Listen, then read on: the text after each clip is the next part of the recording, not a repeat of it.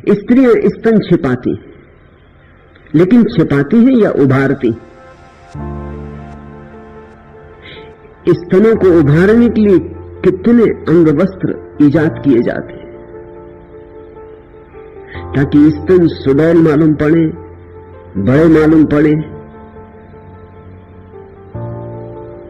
स्पष्ट दिखाई पड़े। एक तरफ छिपा रहे हो वस्त्रों में, दूसरी तरफ उभार के दिखला रहे हो, उछाल रहे हो। तुम जान के चकित होगे, यूनान में और रोम में ठीक इसी तरह की बीमारी अतीत में आदमियों को पैदा हुई थी, तो वो अपनी जन्मेंद्री पर एक चमड़ा चढ़ा लेते थे, चमड़े के खोल पहन लेते थे। ऊपर से वस्त्र पहनते, अंदर चमड़े की खोल जन्मेंद्री पर पहन लेते, ताकि वस्त्रों के ऊपर से जन्मेंद्री का बड़ा रूप दिखाई पड़ता रहे।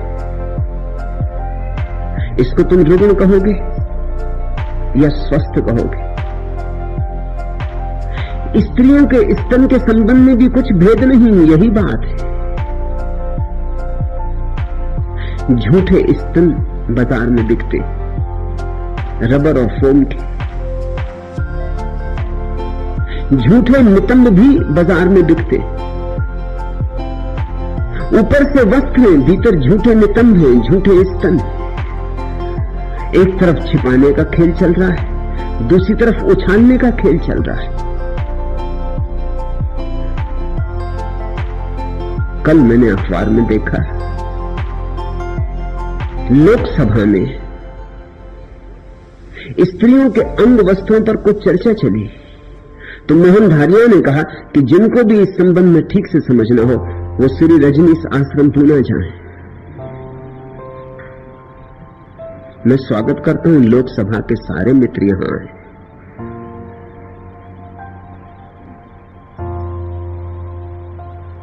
यह तो उन्होंने व्यंग में कहा है,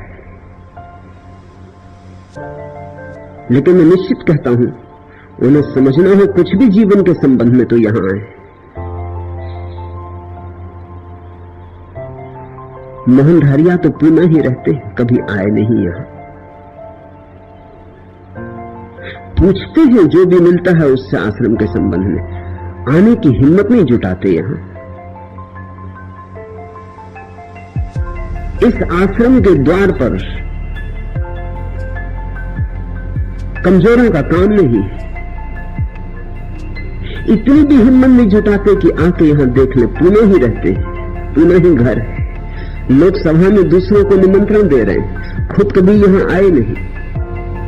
और ऐसा भी नहीं है कि पूछताछ नहीं करते, जो भी आश्रम से संबंधित उनसे संबंधित प्रत्येक से पूछताछ करते कि क्या वहां हो रहा है।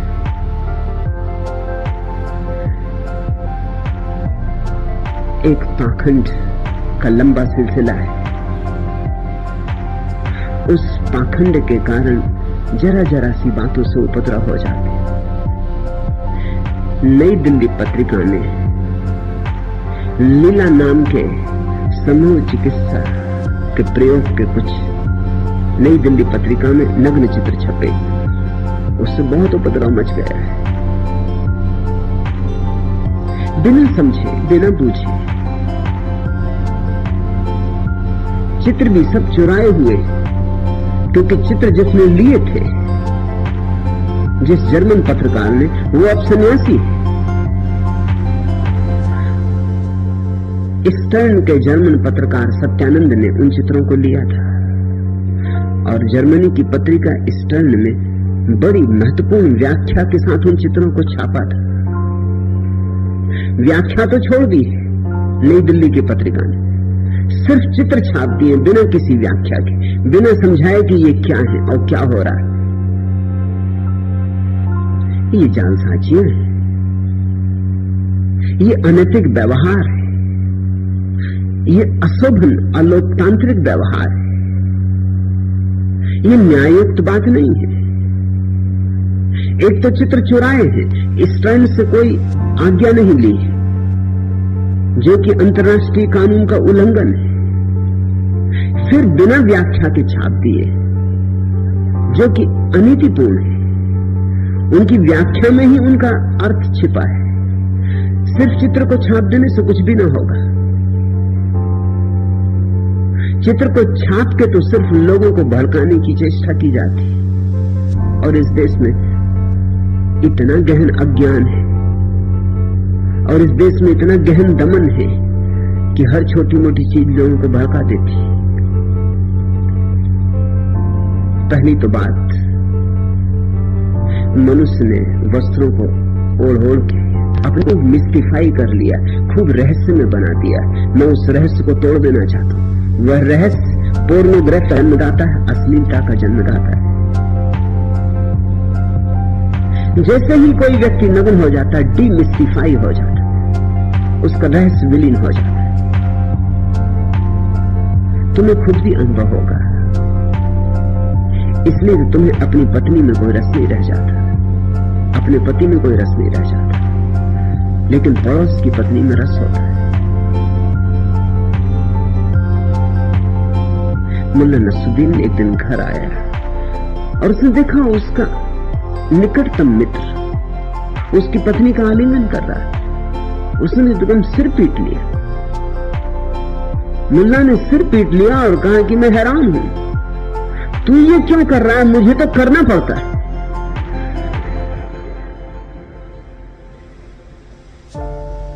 पत्नियों में क्यों रस समाप्त हो जाता है? कारण तुमने खोजा, तुम उनकी देह से परिचित हो गए,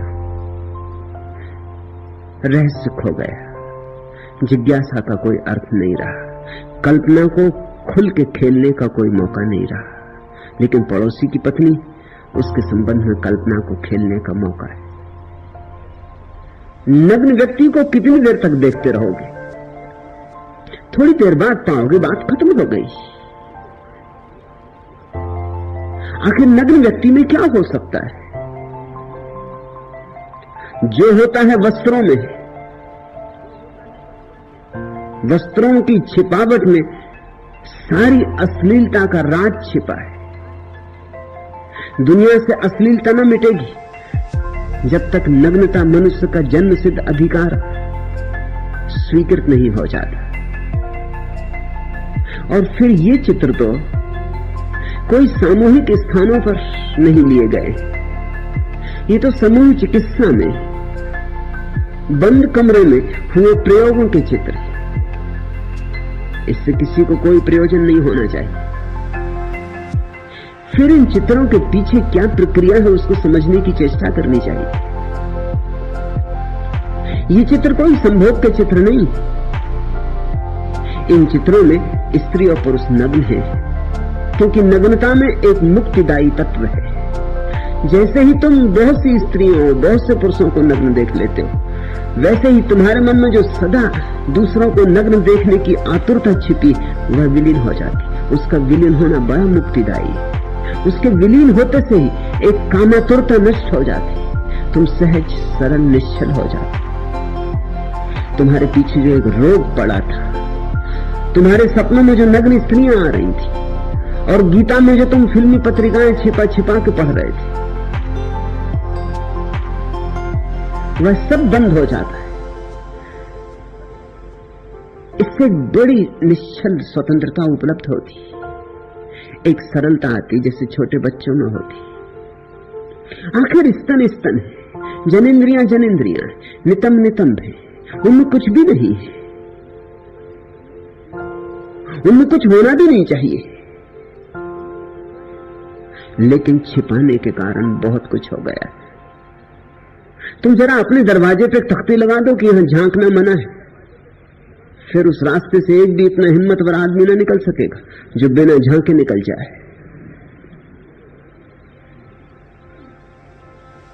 एक मेरे मित्र थे, उनके मकान की दीवार के पास लोग पेशाब कर जाते थे।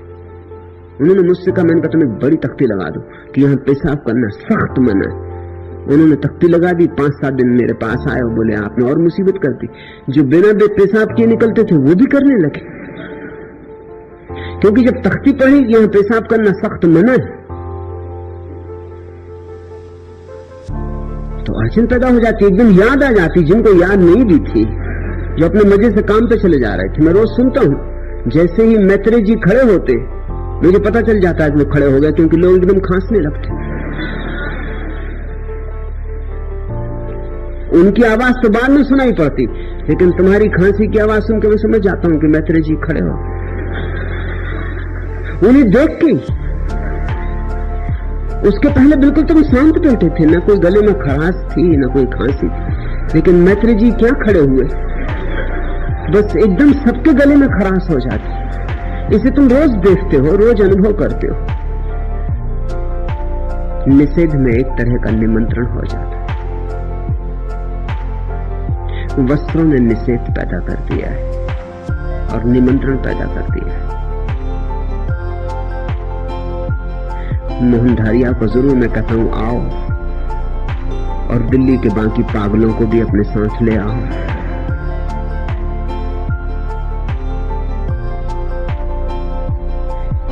यहां पश्चिम से मेरी सन्यासिनियां हैं, वो किसी तरह का अंग वस्त्र नहीं पहनती। भारतीय स्त्रियों को अड़चन होती। मुझसे एक दो भारतीय स्त्रियों ने कहा है कि आप पश्चिमी सन्यासी स्त्रियों को क्यों नहीं कहते कि बॉडी पहने, अंगिया पहने। लेकिन बॉडी या अंगिया तो सिर्फ अंगों को उभारने के लिए पहनी जाती। वो तो जो स्तन ढल गए हैं, नहीं ढले हैं, ऐसा दिखाने के लिए पहनी जाती। लेकिन भारतीय स्त्रियां सोचती हैं कि उसमें सील है, लाज है, संकोच है। उल्टी बात है। उन्होंने पश्चात मेरी सन्यासियों ने अंग वस्त्र छोड़ दिया है, क्योंकि उसमें लाज नहीं है, अश्लीलता है, उसमें निमंत्रण, उसमें दूसरे की आंखों पर हमला है। तुम्हारे उभरे हुए स्तन सिर्फ दूसरों के भीतर लुच्चाई पैदा करते हो और कुछ भी नहीं। लुच्चे का मतलब घूर घूर के देखने की आकांक्षा पैदा करते। लुच्चा शब्द बनता है लोचन से, आंख से, और जैसे ही तुम्हारे अंग वस्त्रों में उभरे हुए झूठे स्तन कोई देखता, उसकी आंख अटक जाती। यह आश्चर्यजनक नहीं है कि सारी दुनिया के लोगों का यह अनुभव है कि भारतीय स्त्रियां दुनिया की किसी भी जाति की स्त्रियों से ज्यादा आकर्षक मालूम होती। राज है उनकी धोती, राज है उनकी साड़ी, उनके अंग वस्त्र, छिपा छिपा के लाज में सबची चलती। जितनी छिपी छिपी है उतनी ही आकर्षक मालूम होती। क्रूर से क्रूप स्त्री भी घूंघट में सुंदर हो जाती।